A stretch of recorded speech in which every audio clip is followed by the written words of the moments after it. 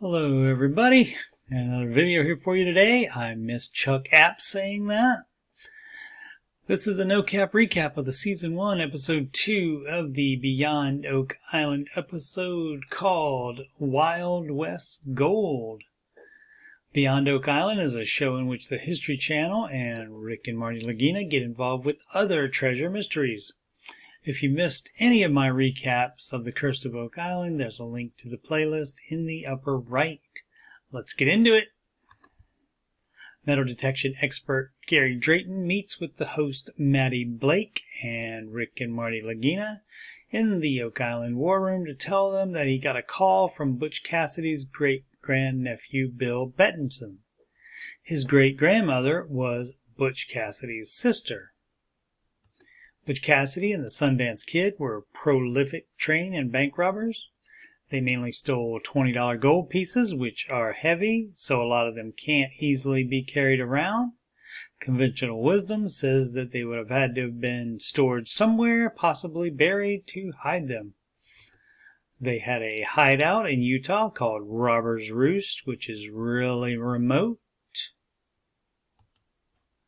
Gary says he grew up in England and they all watched American movies, including Butch Cassidy and the Sundance Kid, released September 23, 1969. Narrator Robert Clotworthy explains that during the heyday of the Old West, trains and banks were considered easy targets for robbers since they usually had large caches of gold and silver, especially due to the payrolls required to pay the thousands of men that were working on the railroad, as well as the increasing number of settlers moving all of their belongings from the eastern United States. A better than average bandit could steal thousands of dollars during each holdup, while the average wage earner was making $10 a week.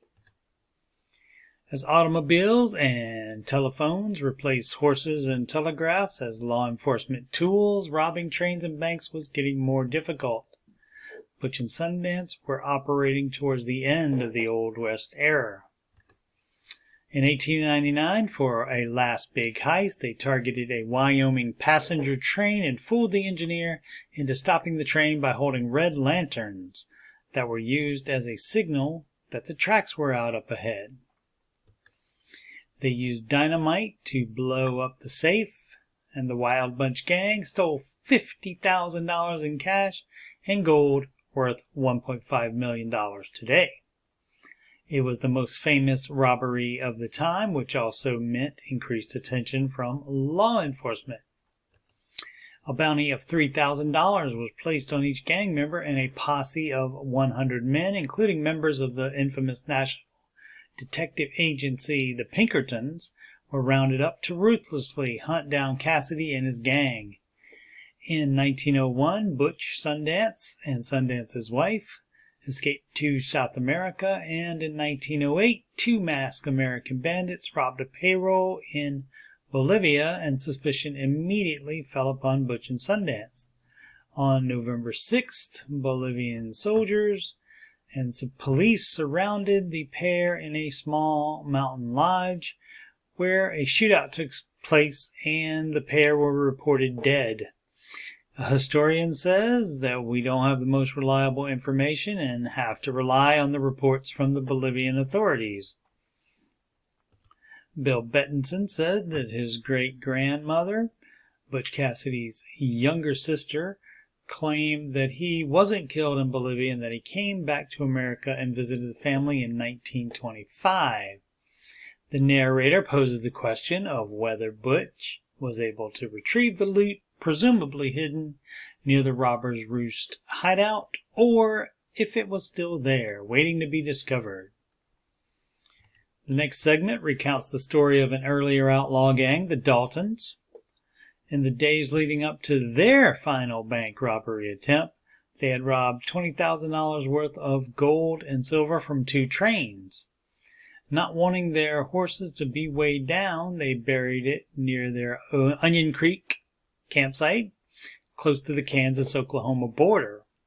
After the failed attempt to rob two banks at the same time in Coffeyville, Kansas, that resulted in 4 Dalton gang members and 4 citizens dead, the lone survivor, Emmett Dalton, despite being shot 20 to 27 times, was sentenced to 99 years in prison.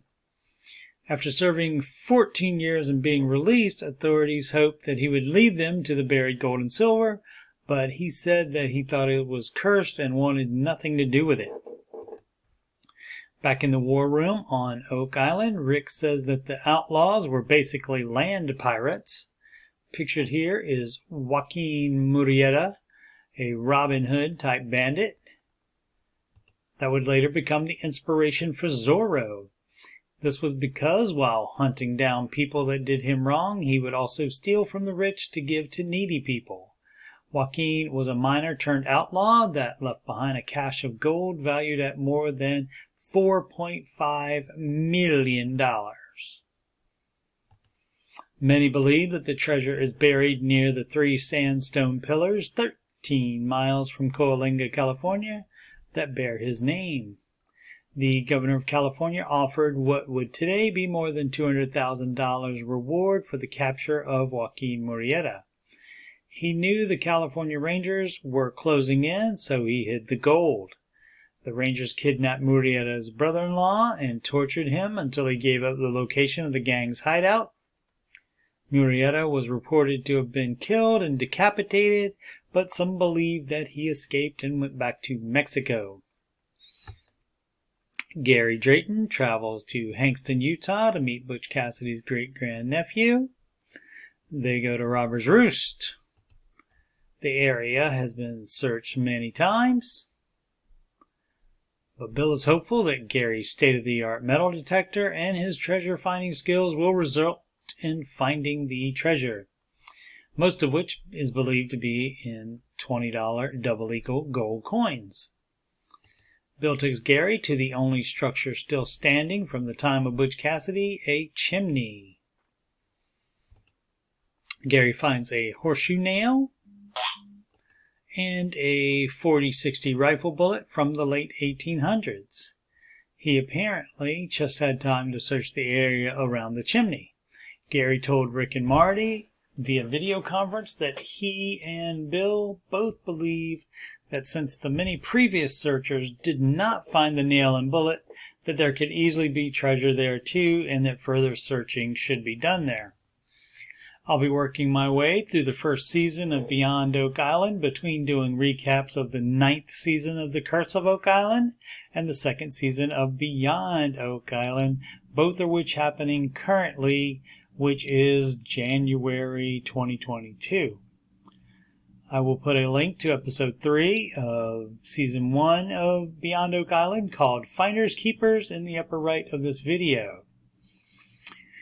After personally investing in a treasure hunt off the coast of Florida, Marty Lagina and Craig Tester are thrilled when their search uncovers rare and historical artifacts. But the duo must quickly come to terms with the complicated world of treasure ownership. Thanks so much for watching.